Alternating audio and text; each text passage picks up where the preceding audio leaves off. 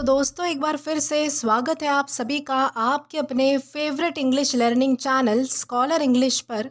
मेरा नाम है दीपिका कुमावत और मैं इस चैनल पर वेरियस कॉम्पिटिटिव एग्ज़ाम्स के लिए इंग्लिश सब्जेक्ट टीच करती हूँ। तो बेसिकली आज के इस वीडियो में हम डिस्कस करने जा रहे हैं द हिंदू एडिटोरियल का वोकैब एनालिसिस। आशा करती हूँ कि आप इन सेशंस के साथ रेगुलरली जुड़ रहे हैं और इनका बेनिफिट भी उठा रहे हैं, क्योंकि इन सेशंस का मकसद है आपकी वोकैब पावर को और ज़्यादा इन्हांस करना। और ये जो वोकैब सेशंस है ये बैंक, एसएससी, रेलवे, यूपीएससी या फिर किसी भी कॉम्पिटिटिव एग्ज़ाम के लिए इक्वली बहुत ही ज़्यादा इंपॉर्टेंट है। तो चलिए और ज़्यादा देर ना करते हुए बढ़ते हैं हमारे वोकैब शो की ओर और जानेंगे कि आज का हमारा सबसे पहला वर्ड कौन सा है। तो दोस्तों हमारा सबसे पहला वर्ड आता है प्री एमिनेंस। दोस्तों प्री एमिनेंस का मतलब होता है उत्कृष्टता, श्रेष्ठता या फिर प्रबलता। जैसे कि मान लो तुम्हारे स्कूल में एक स्टूडेंट है जो हर सब्जेक्ट में टॉप करता है, मैथ हो, साइंस हो, इंग्लिश हो, सब में उसका स्कोर जो है वो सबसे ऊपर है। टीचर्स भी उसे रिस्पेक्ट से देखते हैं और सभी स्टूडेंट्स उसे जो है वो बेस्ट स्टूडेंट मानते हैं। तो ये जो सबसे आगे होने की पोजीशन यानी कि एक्सेलेंस और सुपीरियरिटी का स्टेटस होता है उसे ही प्री एमिनेंस कहते हैं। जैसे कि अगर आपको और कुछ एग्जांपल्स दूँ तो विराट कोहली जो है वो क्रिकेट वर्ल्ड में अपनी परफॉर्मेंस की वजह से प्री एमिनेंस रखता है। वहीं ए आर रहमान जो है वो म्यूज़िक इंडस्ट्री में अपने यूनिक टैलेंट की वजह से प्री एमिनेंस रखते हैं। तो इस तरीके से आप समझ पाओगे कि प्री एमिनेंस यानी क्या होता है। सिंपल वर्ड्स में प्री एमिनेंस का मतलब होता है सबसे बेहतर पोजीशन, एक्सीलेंस या फिर सुपीरियरिटी। तो आई होप आपको अच्छे से समझ आया होगा कि प्री एमिनेंस यानी हम किसे कह सकते हैं। दोस्तों याद रखिएगा कि ये हमारे पास पार्ट्स ऑफ स्पीच में नाउन है। दोस्तों अब अगर बात करें इसके सिनोनिम की तो सिनोनिम इसका है सुप्रीमेसी, सुपीरियरिटी, डोमिनेंस या फिर एमिनेंस। दोस्तों सुप्रीमेसी का मतलब होता है सर्वोच्चता, यानी कि कोई चीज़ जो है वो सर्वोच्च होना, सबसे ऊंचे स्थान पर होना। देन सुपीरियरिटी का मतलब होता है श्रेष्ठता, यानी कि कोई चीज़ बिल्कुल श्रेष्ठ होना। देन इसके बाद है डोमिनेंस। दोस्तों डोमिनेंस का मतलब होता है कि प्रभुत्व होना, बेसिकली किसी पर आपका प्रभाव होना, किसी पर आपका बेसिकली जो है वो मतलब कि इम्पैक्ट होना, तो उसे हम कहते हैं डोमिनेंस। और वही हमारा लास्ट सिनोनिम आता है इमिनेंस। दोस्तों इमिनेंस का भी मतलब होता है श्रेष्ठता होना, यानी कि एक तरीके से आपकी प्रबलता होना, उत्कृष्टता होना किसी चीज़ पर, बेसिकली यानी कि आप जो है वो मतलब कि सर्वोच्च होना आपका, तो उसे हम कहते हैं सुप्रीमेसी, सुपेरियरिटी, डोमिनेंस या फिर एमिनेंस। वहीं अगर बात करें इसके एंटोनिम की तो एंटोनिम इसका है इन्फेरियरिटी, ऑब्सक्यूरिटी, सबॉर्डिनेशन या फिर मिडियोक्रिटी। दोस्तों इन्फेरियरिटी का मतलब होता है कि निचला स्थान, यानी कि न्यूनतम स्थान पर होना। ऑब्सक्योरिटी का मतलब होता है कि कोई चीज़ जो है वो धुंधली होना, बेसिकली ऑब्सक्योर होना यानी कि अस्पष्ट होना। देन सबऑर्डिनेशन का मतलब होता है अधीनता, यानी कि किसी चीज़ पर जो है वो रिलाय करना, किसी चीज़ पर डिपेंड होना। और मीडियोक्रिटी का भी मतलब होता है कोई चीज़ जो है वो औसत दर्जे की होना, बिल्कुल सामान्य होना, बिल्कुल ही मतलब कि साधारण होना, तो उसे हम कहते हैं मीडियोक्रिटी। तो दोस्तों ये हमारे सारे एंटोनिम्स है जो कि है इन्फेरियरिटी, ऑब्सक्यूरिटी, सबऑर्डिनेशन या फिर मेडियोक्रिटी।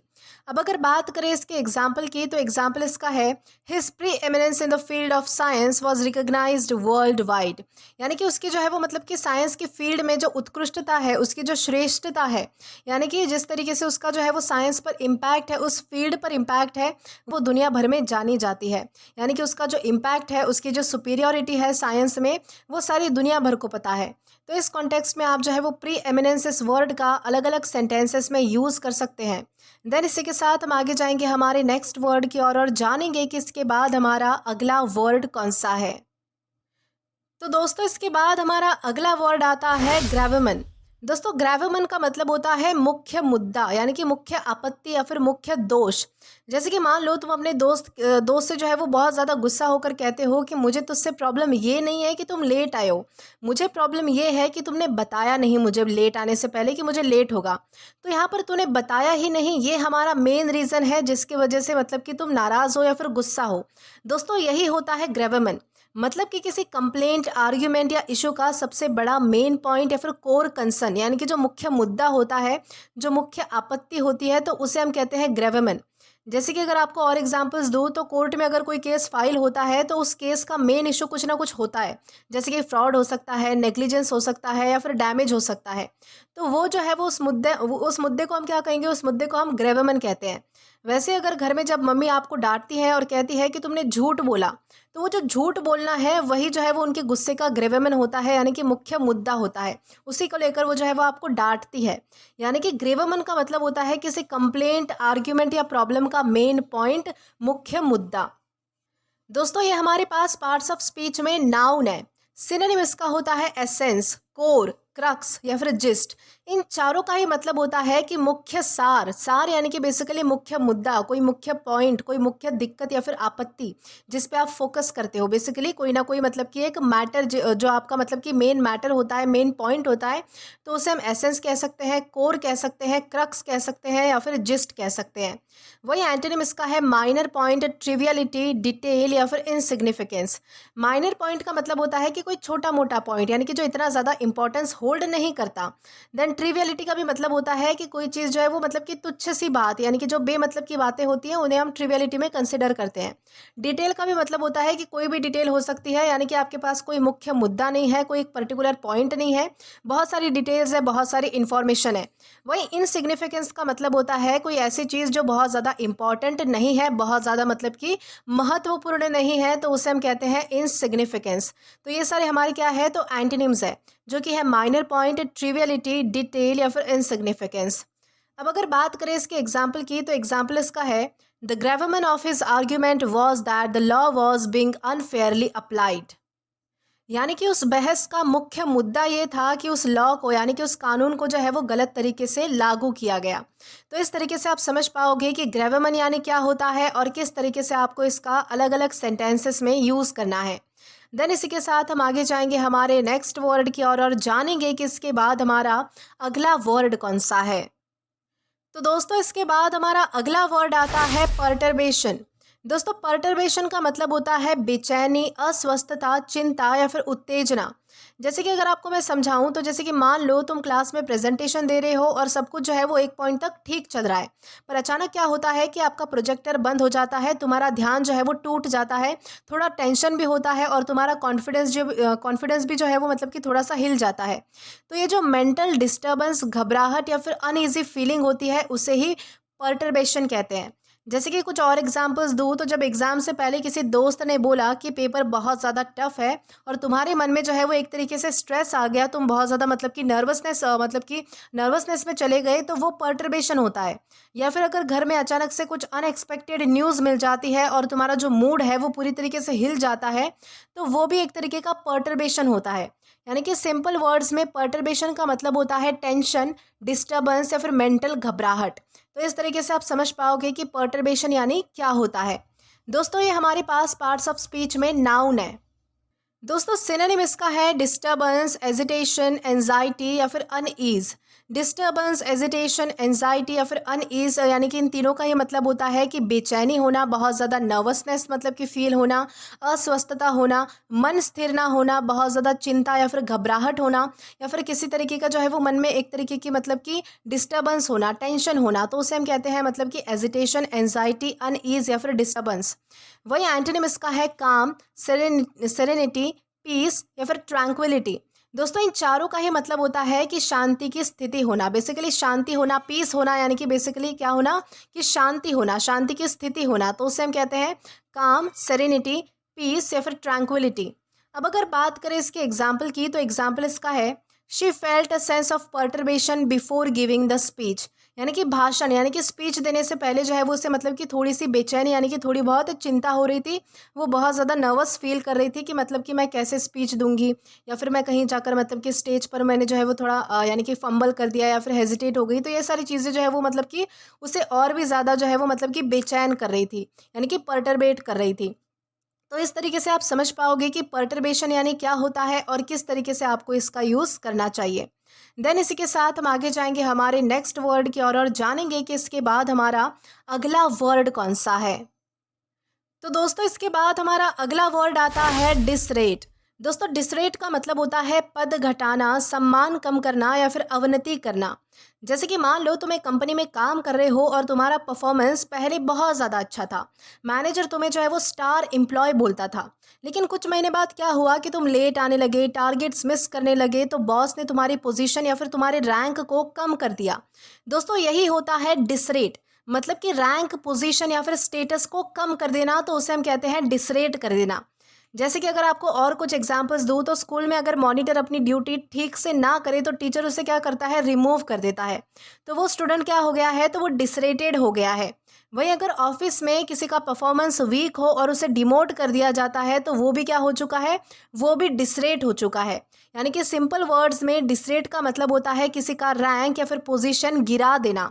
किसी का मतलब कि जो ओहदा होता है, उसका जो दर्जा होता है, उसे जो है वो नीचे की ओर ले आना, यानी कि उसे जो है वो मतलब कि डिक्लाइन कर देना। तो उसे हम कहते हैं डिसरेट करना। और दोस्तों, ये हमारे पास पार्ट्स ऑफ स्पीच में वर्ब है, यानी कि क्रिया है। दोस्तों, अगर बात करें इसके सिनोनिम की, तो सिनोनिम इसका है डिमोट, डिग्रेड, डाउनग्रेड या फिर डिमिनिश। दोस्तों, डिमोट का क्या मतलब होता है, जैसे कि प्रमोशन होता है, प्रमोट करना होता है, यानी कि किसी को आगे बढ़ाना होता है। वैसे अगर आप किसी को पीछे लाते हो, पीछे लाते हो, यानी कि उनकी पोजीशन, उनका स्टेटस, उनका रैंक, उनका ओहदा, उनका दर्जा जो है वो मतलब कि उनकी जो उन्नति, यानी कि उनका जो मतलब कि प्रोग्रेस है, उसको अगर आप पीछे लाते हो तो उसे हम कहते हैं डिमोट करना। डिग्रेड का भी मतलब क्या होता है कि किसी चीज़ को गिराना, बेसिकली गिराना, यानी कि उसके ओहदे में या फिर पोजीशन में उसे जो है वो निचले स्तर पर लाना। डाउनग्रेड का भी सेम मतलब होता है, यानी कि किसी चीज़ को जो है वो मतलब कि गिराना। डिमिनिश का मतलब होता है कम करना, कम करना यानी कि किसी का सम्मान कम करना, किसी के रेपुटेशन को कम करना, तो उसे हम कह सकते हैं डिमिनिश। एंटोनिम इसका है प्रमोट, एलिवेट, अपग्रेड या फिर ऑनर। प्रमोट का मतलब होता है कि उन्नति करना, विकास करना, किसी की पदोन्नति करना, यानी कि आगे बढ़ाना बेसिकली किसी को। एलिवेट का भी मतलब होता है बढ़ावा देना या फिर बढ़ाना। अपग्रेड का भी सेम मतलब होता है, अपग्रेड का मतलब होता है कि ऊंचा उठाना किसी को, यानी कि किसी को बढ़ावा देना। वही हमारा ये जो ऑनर वर्ड है, ऑनर का मतलब होता है सम्मान, सम्मान यानी कि किसी का सम्मान बढ़ाना, किसी के मतलब की रेपुटेशन बढ़ाना, तो उसे हम कह सकते हैं ऑनर। तो ये सारे हमारे क्या है, तो एंटोनिम्स है। अब अगर बात करें इसके एग्जाम्पल की, तो एग्जाम्पल इसका है the officer was disrated after the investigation reveal his misconduct. यानी कि इन्वेस्टिगेशन के द्वारा जब उसके मतलब कि बुरे कारनामों का पता चला, तो ऑफिसर को क्या किया गया, तो डिसरेट कर दिया गया। डिसरेट कर दिया गया यानी कि उसका जो पद है, उसकी जो रेप्यूटेशन है, उसका जो रैंक है, उसका जो ओहदा या फिर दर्जा है, वहाँ से उसे हटा लिया गया, यानी कि वहाँ से उसे क्या कर दिया गया, तो डिग्रेड कर दिया गया, उसका सम्मान, उसकी रेप्यूटेशन कम कर दी गई।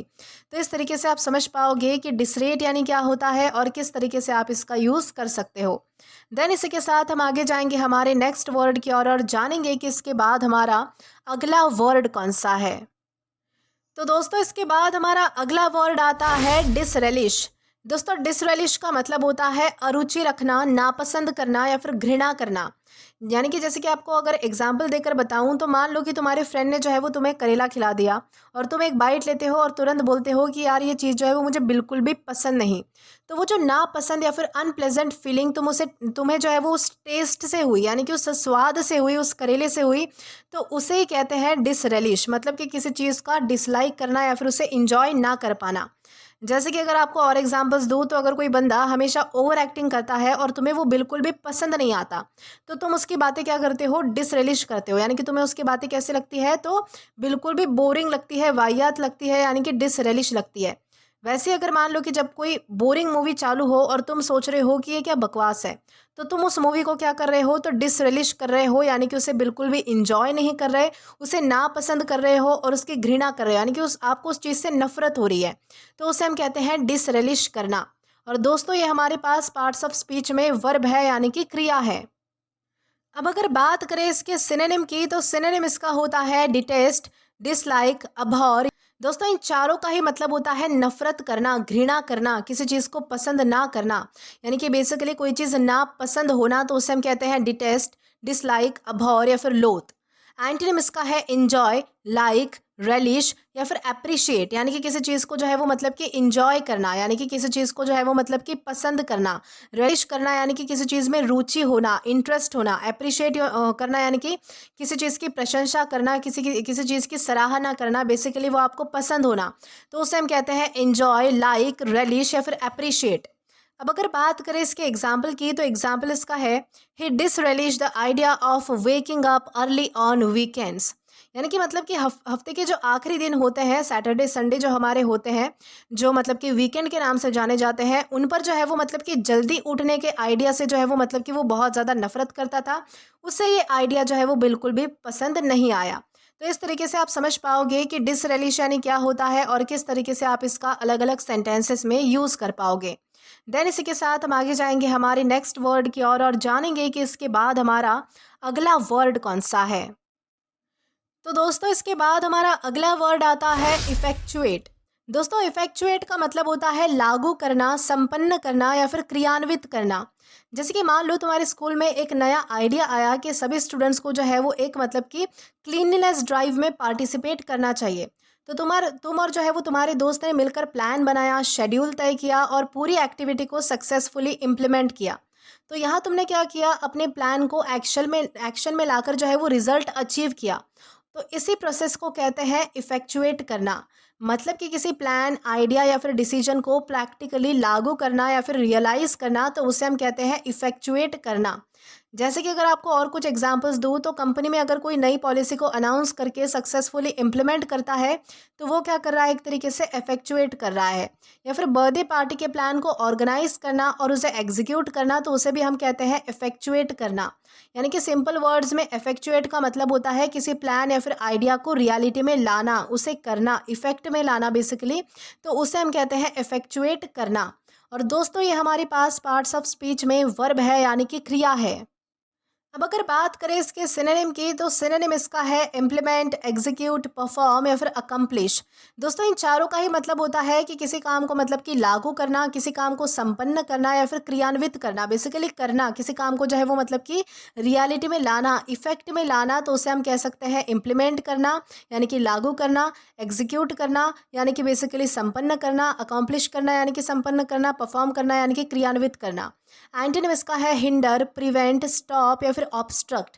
दोस्तों इन चारों का ही मतलब होता है कि किसी चीज़ में रुकावट लाना, बाधा लाना, किसी चीज़ को रोक लेना। हिंडर करना यानी कि रोकना, प्रिवेंट करना यानी कि किसी चीज़ को होने से बचा लेना, स्टॉप करना यानी कि रोकना होता है, ऑब्स्ट्रक्ट करना यानी कि मतलब कि बाधा डालना।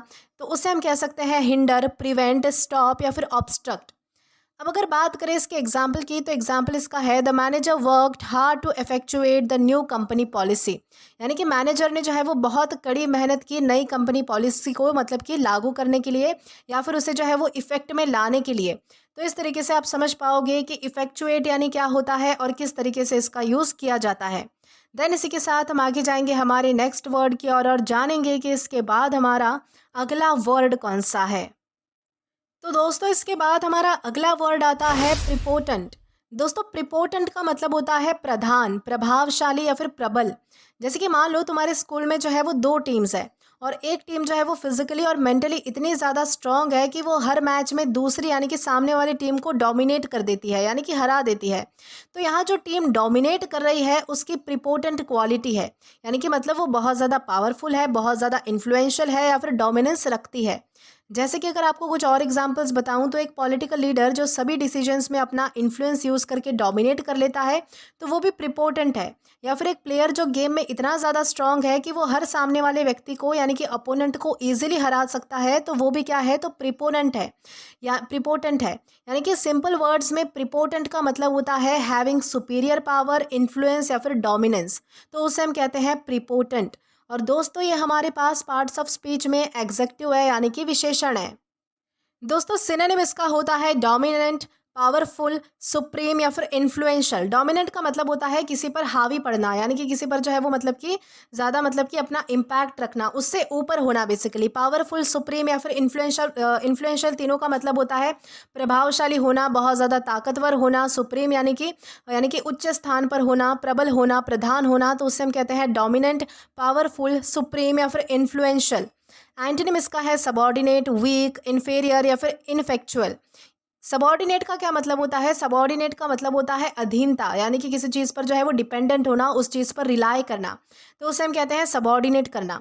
वीक का मतलब होता है कमज़ोर। इन्फेरियर का मतलब होता है निचले स्थान का, यानी कि न्यूनतम स्थान का, जिसे हम कह सकते हैं। और इनफेक्चुअल का मतलब होता है जिसका कोई प्रभाव नहीं होता, जिसका कोई इफेक्ट नहीं होता बेसिकली, यानी कि जो अपना इफेक्ट जो है वो लोगों पर नहीं डाल पाता, तो उसे हम कहते हैं इनइफेक्चुअल। अब अगर बात करें इसके एग्जाम्पल की, तो एग्जाम्पल इसका है, in many species the prepotent males control the territory. यानी कि बहुत सारी मतलब कि ये जो स्पीसीज होती है, बहुत सारी जो प्रजाति होती है, यानी कि इंसानों की प्रजाति हो सकती है, जानवरों की प्रजाति हो सकती है, किसी भी तरीके की प्रजाति हो सकती है। तो उनमें क्या होता है कि जो प्रीपोटेंट मेल्स होते हैं, यानी कि जो प्रबल और शक्तिशाली मेल्स होते हैं, जो मतलब कि जिसे हम मतलब कि नर कहते हैं, जिसे हम मतलब कि मेल्स, तो वो जो है वो ज़्यादा मतलब कि कंट्रोल करते हैं अपने समुदाय को, अपने टेरिटरी को, यानी कि वो जो है वो मतलब कि ज़्यादा जो है वो मतलब कि राज करते हैं। तो इस तरीके से आप समझ पाओगे कि प्री पोटेंट यानी क्या होता है और किस तरीके से इसका यूज़ किया जाना चाहिए। तो दोस्तों इसी के साथ हम आगे बढ़ेंगे हमारे अगले वर्ड की ओर। तो दोस्तों इसके बाद हमारा अगला वर्ड आता है डिमल्संट। दोस्तों डिमल्संट का मतलब होता है सुखदायक, शांत करने वाला या फिर मृदुकारी। यानी कि जैसे कि मान लो तुम्हारे गले में जो है वो बहुत ज़्यादा दर्द हो रहा है और तुम्हारी मम्मी ने तुम्हें जो है वो मतलब कि शहद और गर्म दूध पिलाया। जैसे ही तुमने जो है वो उसे पिया तो गला थोड़ा जो है वो मतलब कि सूद और सॉफ्ट फील हुआ और दर्द भी आपका जो है वो थोड़ा कम हुआ। तो ये जो सूदिंग या फिर प्रोटेक्टिव इफेक्ट हुआ उसे हम डिमल्संट कहते हैं। यानी कि बेसिकली अगर आपको कुछ और एग्जांपल्स दूं, तो जैसे कि अगर मान लो कि कफ सिरप जो गला मतलब कि गले का जो दर्द और इरिटेशन है वो कम करता है, तो वो भी डिमल्संट है। मॉइस्चराइजिंग क्रीम जो स्किन को सॉफ्ट और प्रोटेक्टेड रखती है, तो वो भी डिमल्संट है। सिंपल वर्ड्स में डिमल्संट का मतलब होता है सूदिंग, सॉफ्टनिंग या फिर प्रोटेक्टिव सब्सटेंस, जो मतलब कि आपकी किसी भी तरीके की प्रॉब्लम को जो है वो मतलब कि शांत करती है और आपको जो है वो राहत पहुंचाती है। तो उसे हम कहते हैं डिमल्संट। और दोस्तों ये हमारे पास पार्ट्स ऑफ स्पीच में एग्जेक्टिव है, यानी कि विशेषण है। अब अगर बात करें इसके सिनोनिम की, तो सिनोनिम इसका है सूदिंग, सॉफ्टनिंग, कामिंग या फिर पैलिएटिव। दोस्तों इन चारों का ही मतलब होता है कि कोई चीज़ जो है वो राहत देने वाली, राहत प्रदान करने वाली या फिर सुखदायक या फिर शांत करने वाली। तो उसे हम कहते हैं सूदिंग, सॉफ्टनिंग, कामिंग या फिर पैलिएटिव। पैलिएटिव का मतलब होता है कोई भी चीज़ मतलब कि राहत देने वाली, आपको जो है वो मतलब कि आराम पहुंचाने वाली, तो उसे हम पैलिएटिव कहते हैं। एंटोनिम इसका है इरिटेटिंग, हार्श, एग्रीवेटिंग या फिर रफ। यानी कि कोई चीज़ जो है वो बहुत ज़्यादा नुकसान पहुंचाने वाली। इरिटेटिंग यानी कि जो आपको झुंझलाहट दिलाती है बेसिकली। हार्श मतलब कि जो चीज़ आपके लिए नुकसानदायक है, जो बहुत ज़्यादा कठोर है। एग्रीवेटिंग मतलब कि जो किसी बुरी चीज़ को और ज़्यादा बढ़ावा देती है, उत्तेजित करती है बेसिकली, तो उसे हम एग्रीवेटिंग कहते हैं। या फिर रफ है यानी कि कठोर है बेसिकली, तो उसे हम कहते हैं इरिटेटिंग, हार्श, एग्रीवेटिंग या फिर रफ। अब अगर बात करें इसके एग्जाम्पल की, तो एग्जाम्पल इसका है, the doctor recommended a demulcent ointment for the rash. यानी कि डॉक्टर ने क्या किया कि रैश के लिए, यानी कि जो दाद उसे हो रहे थे, तो उसके लिए जो है वो मतलब कि एक डिमल्संट ऑइंटमेंट, यानी कि एक जो मतलब कि बहुत ही ज़्यादा मतलब कि सुखदायक और बहुत ही मतलब कि सूदिंग और सॉफ्टनिंग जो ऐसी मतलब कि मरहम जो है वो उन्हें सजेस्ट की, ताकि उनका जो ऑइंटमेंट है वो अच्छे से ठीक हो सके। तो इस तरीके से आप समझ पाओगे कि डिमल्संट यानी क्या होता है और किस तरीके से आपको इसका यूज़ करना है। देन इसी के साथ हम आगे जाएंगे हमारे अगले वर्ड की ओर। तो दोस्तों इसके बाद हमारा अगला वर्ड आता है पॉइग्नेंसी। दोस्तों पॉइग्नेंसी का मतलब होता है तीव्रता, मार्मिकता या फिर संवेदनशीलता। जैसे कि अगर आपको समझाऊं, तो मान लो तुम एक पुरानी फ़ोटो देख रहे हो जिसमें तुम्हारी फैमिली जो है वो वैकेशन पर है और अभी जो है वो मतलब कि कुछ मेंबर जो है वो तुम्हारे साथ नहीं है रियलिटी में, यानी कि कुछ की डेथ हो गई, कुछ कुछ लोग दूर है, तो ऐसा कुछ हो सकता है। तो तुम जो है वो थोड़ी उदासी, थोड़ी नॉस्टैल्जिया फील करते हो। तो ये जो डीप इमोशनल इम्पैक्ट है उसे ही पॉइग्नेंसी कहते हैं। मतलब किसी चीज़ की डीप, टचिंग या फिर इमोशनली मूविंग क्वालिटी। जैसे कि अगर आपको और कुछ एग्जांपल्स दूं, तो एक मूवी का सीन जो बहुत ज़्यादा इमोशनल हो और आपके आंसू आ जाए, तो वो भी पॉइग्नेंसी होती है। या फिर कोई फेयरवेल स्पीच तो जो दिल को बहुत ज़्यादा छू जाए, तो वो भी एक तरीके की पॉइग्नेंसी होती है। सिंपल वर्ड्स में पॉइग्नेंसी का मतलब होता है डीप टचिंग इमोशनल इफेक्ट, तो उसे हम कहते हैं पॉइग्नेंसी। और ये हमारे पास पार्ट्स ऑफ स्पीच में नाउन है। दोस्तों सिनोनिम इसका होता है इमोशनैलिटी, पैथोस, सेंटिमेंट या फिर टचिंगनेस, यानी कि भावुक होना या फिर संवेदनशील होना किसी चीज़ को लेकर। पैथोस का क्या मतलब होता है? पैथोस का मतलब होता है कि किसी चीज़ को जो है वो लेकर बहुत ज़्यादा कनेक्टेड फील करना। सेंटिमेंट या फिर टचिंगनेस का भी मतलब वो यही होता है कि किसी चीज़ को लेकर जो है वो इमोशनल फील करना, यानी कि डीप टचिंग मतलब कि एक इमोशनल फीलिंग आना, तो उसे हम कहते हैं मतलब कि इमोशनैलिटी, पैथोस, सेंटिमेंट या फिर टचिंगनेस। वही एंटोनिम हमारा है इनसेंसिटिविटी, इनडिफरेंस, अनइमोशनलिटी या फिर कोल्डनेस। इनसेंसिटिविटी का मतलब होता है मतलब कि आप में किसी भी तरीके की भावना नहीं है, असंवेदनशील हो आप, तो उसे हम कहते हैं इनसेंसिटिविटी। इनडिफरेंस का भी यही मतलब होता है कि आप में कोई इमोशंस नहीं है, आप में कोई मतलब कि भाव नहीं है। अनइमोशनैलिटी का भी सेम मतलब है और कोल्डनेस का भी सेम मतलब है, जिसका व्यवहार थोड़ा रूखा होता है, बहुत ज़्यादा कठोर होता है, तो उसे हम कहते हैं कोल्डनेस। अब अगर बात करें इसके एग्जाम्पल की, तो एग्जाम्पल इसका है the movies ending was full of पॉइगनेंसी and left the audience in tears. यानी कि जो मूवी की जो एंडिंग थी, यानी कि जो लास्ट का जो पार्ट था, वो इतना ज़्यादा मतलब कि इमोशनल था, इतना ज़्यादा टची था कि सभी को जो है वो मतलब कि लास्ट में जो है वो मतलब कि रोना आ गया, सभी की आंखों में जो है वो आंसू थे। तो इस तरीके से आप समझ पाओगे कि पॉइगनेंसी यानी क्या होता है और किस तरीके से आप इसको यूज़ कर सकते हो। देन इसी के साथ हम आगे जाएंगे आज के हमारे लास्ट वर्ड की ओर और जानेंगे कि वो वर्ड हमारा कौन सा होता है। तो दोस्तों हमारा वर्ड आता है लेविटेट। दोस्तों लेविटेट का मतलब होता है हवा में तैरना या फिर अदृश्य रूप से उठना। जैसे कि मान लो तुम एक मैजिक शो देख रहे हो और मैजिशियन जो है वो एक ऑब्जेक्ट जैसे कि छोटा सा टेबल हवा में ऊपर उठाता है बिना किसी विजिबल सपोर्ट के, यानी कि ऑब्जेक्ट जो है वो ग्राउंड से फ्लोट कर रहा है हवा में। तो ये होता है लेविटेट करना, मतलब कि किसी चीज़ को हवा में ऊपर उठाना या फिर फ्लोट करना, जैसे कि मैजिकली यानी कि जादुई शक्ति जैसे, तो उसे हम कहते हैं लेविटेट करना। सिंपल वर्ड्स में लेविटेट का मतलब होता है फ्लोट या rise in a air without a physical support, तो उसे हम क्या कहेंगे, उसे हम कहेंगे लेविटेट। और दोस्तों ये हमारे पास पार्ट्स ऑफ स्पीच में वर्ब है यानी कि क्रिया है। सिनोनिम इसका होता है फ्लोट, होवर, राइज या फिर एलिवेट। फ्लोट का मतलब होता है तैरना, होवर का मतलब होता है ऊपर उठना, राइज का भी सेम मतलब होता है ऊपर की ओर उठना, एलिवेट का मतलब होता है ऊपर जाना, बढ़ना। तो उसे हम कहते हैं फ्लोट, होवर, राइज या फिर एलिवेट। एंटोनिम इसका है डिसेंड, फॉल, ड्रॉप या फिर सिंक। यानी कि डिसेंट का मतलब होता है कि किसी चीज़ में गिरावट आना, कोई चीज़ जो है वो नीचे की तरफ आना। फॉल का भी मतलब होता है कोई चीज़ नीचे गिरना। ड्रॉप का भी मतलब होता है कोई चीज़ नीचे की ओर आना। और सिंक का मतलब होता है कोई चीज़ जो है वो मतलब कि गिरना या फिर डूबना भी जिसे हम कह सकते हैं। तो वो होता है डिसेंड, फॉल, ड्रॉप या फिर सिंक। अब अगर बात करें इसके एग्जाम्पल की, तो एग्जाम्पल इसका है the magician seemed to levitate above the stage during the trick. यानी कि एक जो जादूगर था तो उसने क्या किया कि मतलब कि ट्रिक के दौरान जो है वो मतलब कि हवा में पूरी तरीके से फ्लोट होने लगा, यानी कि लेविटेट करने लगा। यानी कि ये नज़ारा जो है वो देखने के लिए मिल रहा था। तो इस कॉन्टेक्स्ट में हम जो है वो समझ पाएंगे कि लेविटेट यानी क्या होता है और किस तरीके से इस वर्ड का अलग अलग सेंटेंसेस में यूज़ किया जाना चाहिए। तो दोस्तों आज के लिए बस इतना ही। आज के इस क्लास का पीडीएफ आप हमारे टेलीग्राम चैनल के थ्रू एक्सेस कर सकते हैं। और अगर आपने अभी तक हमारा टेलीग्राम चैनल ज्वाइन नहीं किया है तो टेलीग्राम पर English with Deepika Kumawat search करके या फिर डिस्क्रिप्शन में दिए गए लिंक के थ्रू, साथ ही साथ अभी जो आपको आपके स्क्रीन पर क्यूआर कोड दिख रहा है वहाँ से भी आप डायरेक्टली स्कैन करके हमारे टेलीग्राम चैनल को ज्वाइन कर सकते हैं, ताकि आप कभी भी किसी भी नए आने वाले वीडियोज़ को लेकर कोई भी अपडेट्स को मिस ना करें। और दोस्तों अगर आपने अभी तक हमारा टेलीग्राम चैनल ज्वाइन नहीं किया है तो मैंने जो सारी डिटेल्स बताई है वहाँ से तो आप ज्वाइन कर ही सकते हैं। लेकिन अगर आपको आज का ये वीडियो पसंद आया है या फिर हेल्पफुल लगा है तो do like this video, subscribe the channel and share as much as you can. और अगर आपने इससे पहले वाले वीडियोस नहीं देखे हैं तो यहाँ पर मैंने एक प्लेलिस्ट प्रोवाइड कर दी है, जहाँ पर आप क्लिक करके वो सभी पहले वाले वीडियोस भी देख सकते हैं और एक्सप्लोर कर सकते हैं। Till then keep learning. Thank you.